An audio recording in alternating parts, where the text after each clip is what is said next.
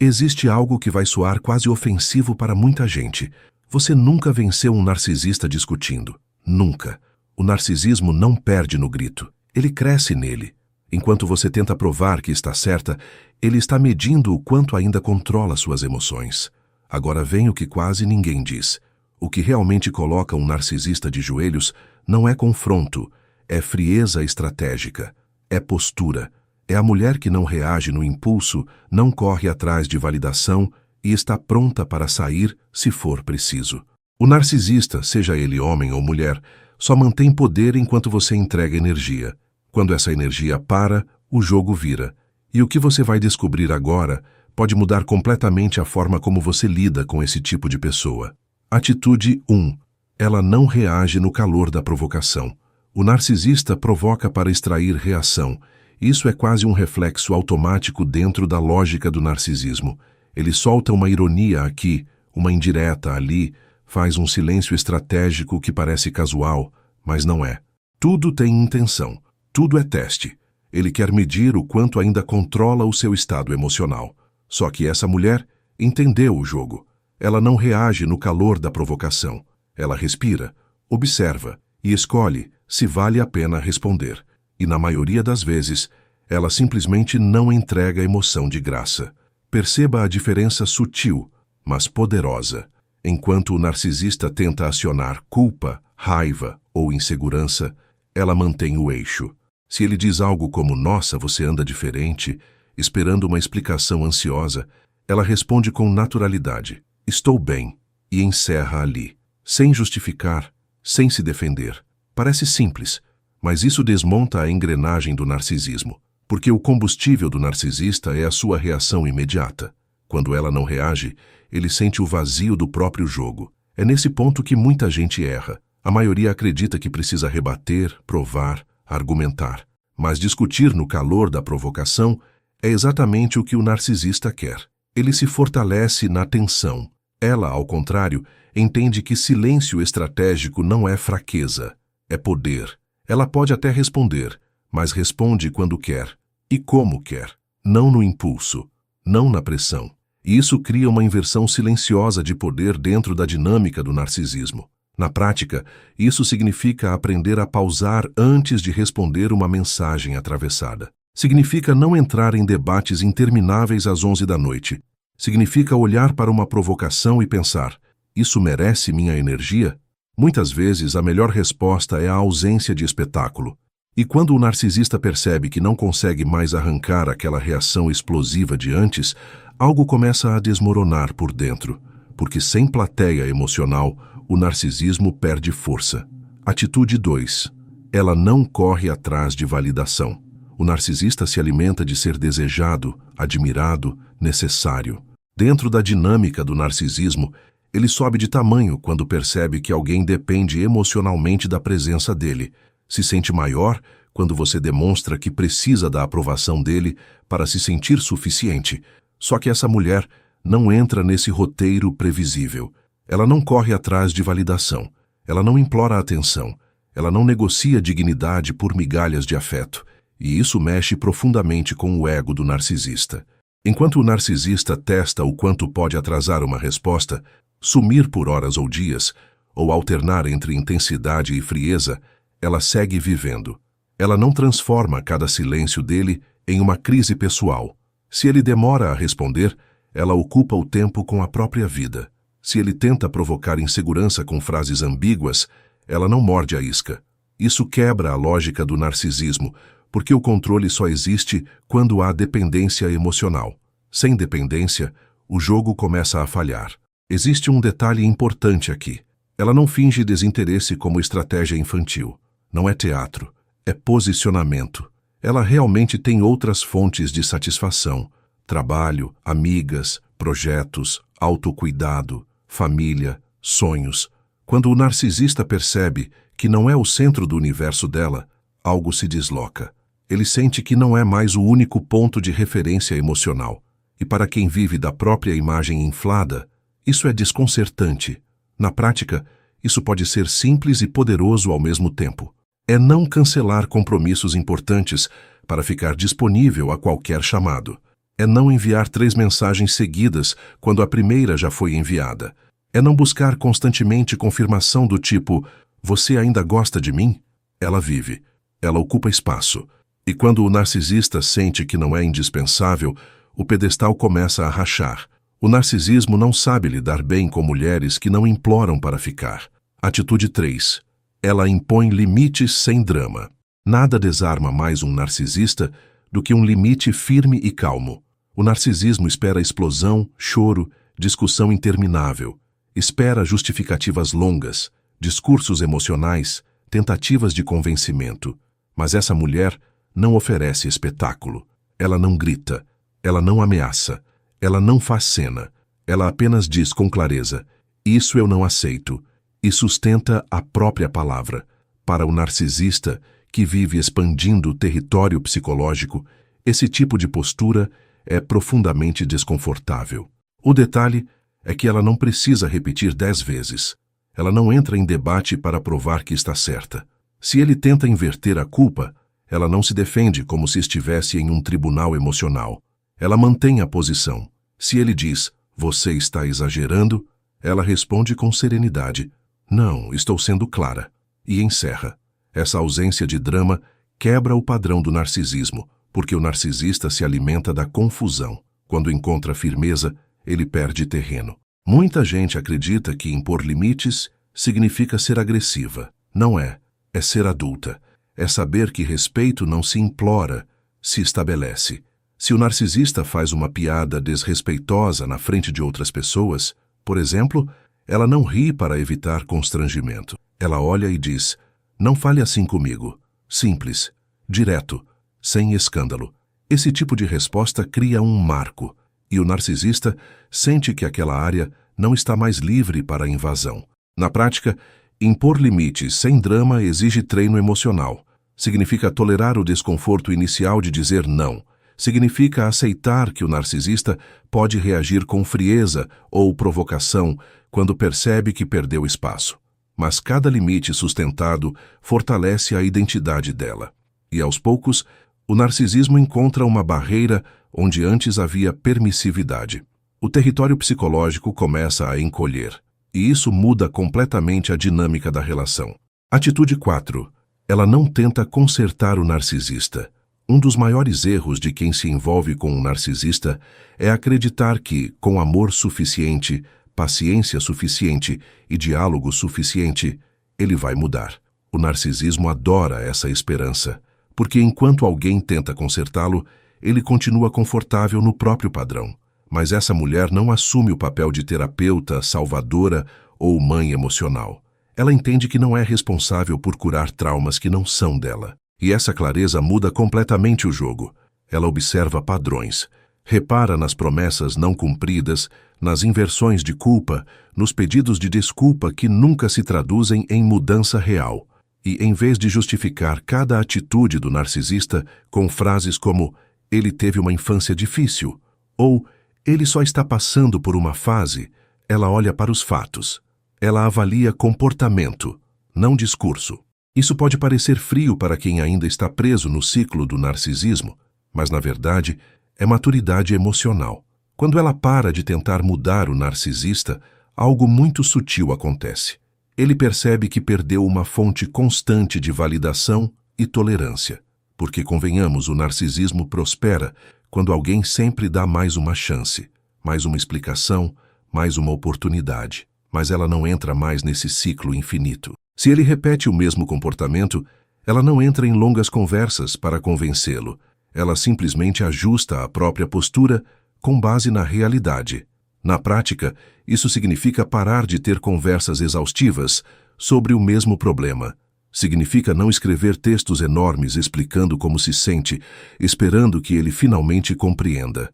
Ela comunica uma vez, com clareza, observa a reação e decide com base nisso. Sem drama, sem ilusão. E quando o narcisista percebe que não há mais alguém disposto a consertá-lo, o controle começa a escapar. Porque o narcisismo depende de quem insiste em salvar. Se tudo isso que você está ouvindo faz sentido para você, presta atenção. Existe uma coleção completa que organiza tudo isso que você viveu com um narcisista e mostra como sair desse ciclo sem se sentir sozinho ou sozinha. É um livro virtual. Você recebe na hora, direto no celular e também no e-mail. Pode ler no seu ritmo, com calma, sem depender de ninguém. O acesso está no primeiro comentário fixado aqui embaixo. E se esse conteúdo está abrindo seus olhos, se inscreve no canal. Aqui você não caminha sozinho ou sozinha. Atitude 5. Ela tem vida própria. O narcisista precisa ser o centro. Dentro da lógica do narcisismo, tudo gira ao redor da própria imagem, da própria importância, da própria necessidade de ser indispensável. Quando ele percebe que alguém organiza a vida inteira em função dele, ele se sente confortável. Mas essa mulher não vive orbitando ninguém. Ela tem agenda cheia, tem compromissos, tem metas, tem interesses que não dependem da presença do narcisista para existir. E isso mexe profundamente com a estrutura de controle dele. Ela não cancela planos de última hora porque ele resolveu aparecer. Não desmarca compromissos importantes para atender um capricho. Se tem um projeto pessoal, ela investe tempo nele. Se tem amigas, mantém os encontros. Se tem um objetivo profissional, prioriza. O narcisista sente quando não é o foco absoluto. E para quem vive do próprio protagonismo, essa descentralização é desconcertante. O narcisismo começa a perder espaço quando deixa de ser prioridade máxima. Existe um ponto interessante aqui. Ela não faz isso para provocar ciúmes ou criar jogo psicológico. Ela simplesmente tem identidade, tem rotina, tem propósito. O narcisista pode até tentar minimizar. Nossa, você anda ocupada demais. Mas no fundo ele percebe que perdeu o status de eixo central. E quando ele percebe que não controla mais o tempo e a atenção dela como antes, surge um incômodo silencioso, porque o poder começa a se equilibrar. Na prática, isso significa construir uma vida que não desmorona se ele se afasta. Significa ter hobbies, estudar algo novo, cuidar da própria saúde, investir em amizades reais. Significa não esperar o final de semana para saber se ele vai ligar para decidir se você vai viver ou não. Quando o narcisista nota que não é o centro do universo dela, o pânico começa a bater. O narcisismo não lida bem com mulheres que têm mundo próprio. Atitude 6. Ela não se explica demais. O narcisista adora colocar o outro no banco dos réus. Dentro do narcisismo, existe uma tendência constante de forçar justificativas. Por que você fez isso? Com quem você estava? Por que respondeu daquele jeito? Parece preocupação, mas muitas vezes é controle disfarçado. Ele empurra você para um tribunal emocional, onde cada passo precisa ser explicado em detalhes. Só que essa mulher não entra nesse jogo. Ela não transforma a própria vida em um relatório para a aprovação do narcisista. Ela comunica o necessário. Se vai sair, diz que vai sair. Se tomou uma decisão, comunica a decisão. Mas não se perde em discursos longos, tentando provar que está certa. O narcisista espera que ela se enrole, que tente convencer, que mostre insegurança. Só que ela não oferece esse espetáculo. Se ele insiste, ela responde com calma. Já expliquei. E encerra. Essa postura desmonta a dinâmica do narcisismo, porque o controle perde força quando não encontra justificativa excessiva para manipular. Existe algo muito poderoso aqui. Quanto mais você se explica, mais material o narcisista tem para distorcer. Ele pega uma frase fora de contexto, cria outra narrativa, inverte a culpa. Mas quando a comunicação é simples, direta e curta, sobra pouco espaço para distorção. Ela não sente necessidade de provar valor o tempo todo.